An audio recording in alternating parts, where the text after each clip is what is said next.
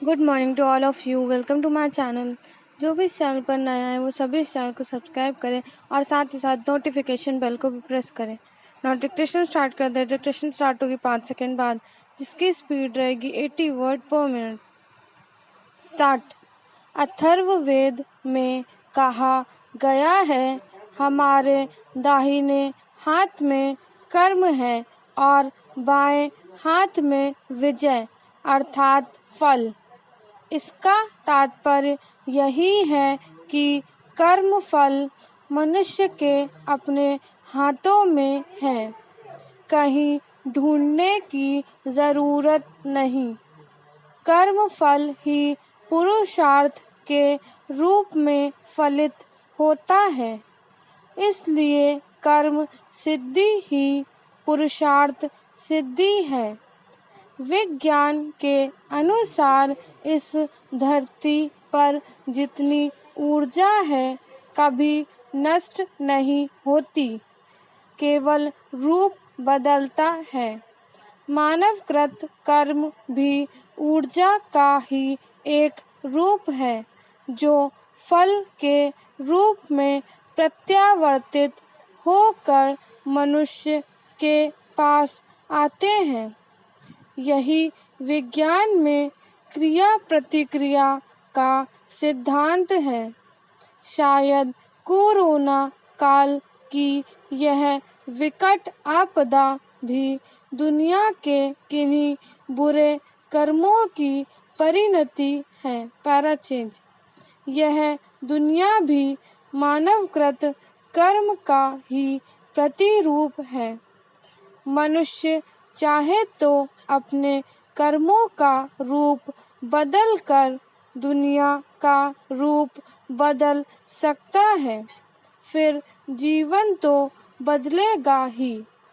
गीता में भगवान कृष्ण मनुष्य को निश्चिंत करने के लिए कहते हैं कि मनुष्य का कर्म करने में अधिकार है, फल में नहीं। कर्मों का फल अवश्यंभावी है, उसके लिए चिंतित होने की आवश्यकता नहीं। इसलिए अपेक्षित परिणाम न मिलने पर अवसादग्रस्त हो, कर्तव्य पथ से विरत न हो। यह मंत्र कर्म नियोजन का आधार भी है और अवसाद मुक्त जीवन का शुभारंभ भी। पैराचेंज। वास्तव में कर्म साधन भी है, साधना भी। कर्म योग भी है, आराधना भी। कर्म जीवन का आधार भी है, जीवन की धार भी। इसीलिए निष्काम कर्म योग ज्ञान और भक्ति दोनों का मूल है, क्योंकि कर्म से सब संभव है। कर्म के बिना कुछ भी नहीं। अतएव मानव मन में कर्म के प्रति समर्पण भाव भरने के लिए कहा गया। इस धरती की अक्षय संपदा का भोग कर्मनिष्ठ वीरों द्वारा ही किया जाता है, कर्म विरत कायरों द्वारा नहीं।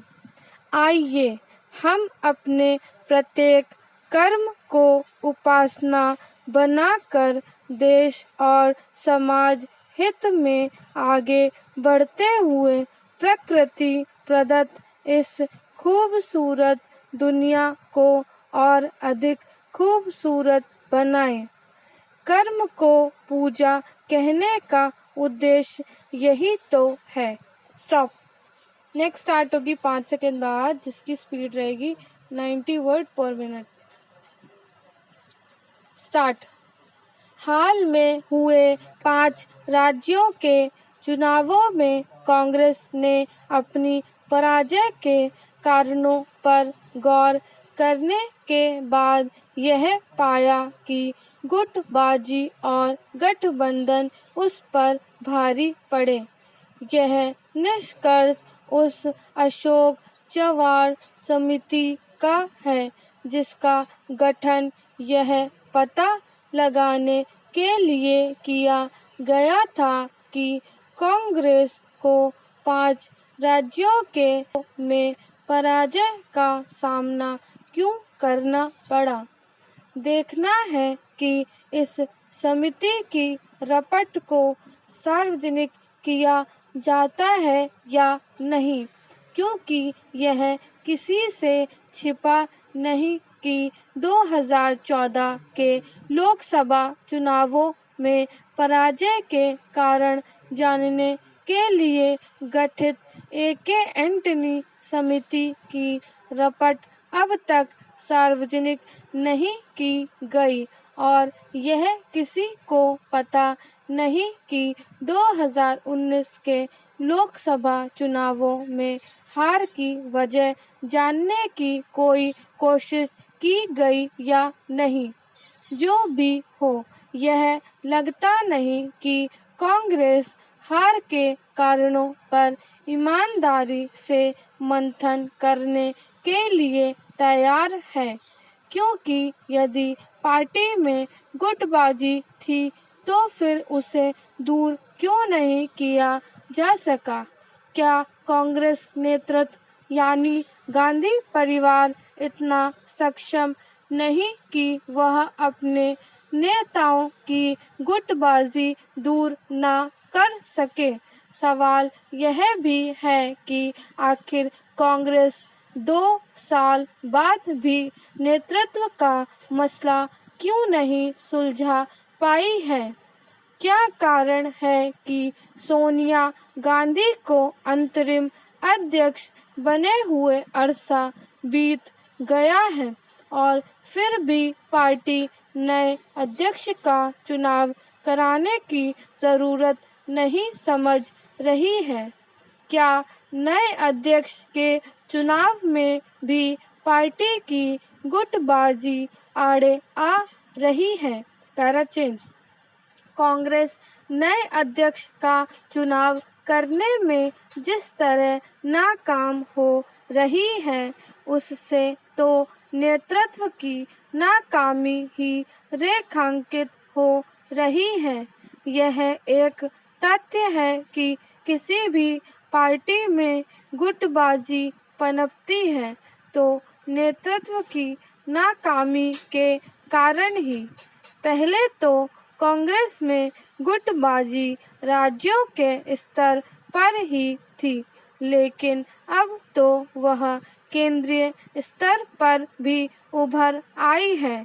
यदि असंतुष्ट कहे जाने वाले 23 नेताओं का समूह अस्तित्व में है तो नेतृत्व की कमजोरी के कारण ही। यह भी किसी से छिपा नहीं कि इस समूह के असंतोष का एक बड़ा कारण यह है कि राहुल गांधी अध्यक्ष न होते हुए भी पर्दे के पीछे से उसी तरह काम कर रहे हैं। उनकी समस्त राजनीति ट्विटर पर आधारित है। ट्विटर के जरिए खबरों में तो बने रहा जा सकता है, लेकिन पार्टी को कोई दिशा नहीं दी जा सकती। इसी तरह वैसे बेमेल गठबंधन करके भी पार्टी को दिशा नहीं दी जा सकती, जैसे कांग्रेस ने असम, बंगाल आदि में किए। क्या ये गठबंधन कांग्रेस नेतृत्व की मर्जी के बगैर हो गए? यदि नहीं तो फिर उनकी जिम्मेदारी कौन लेगा? स्टॉप।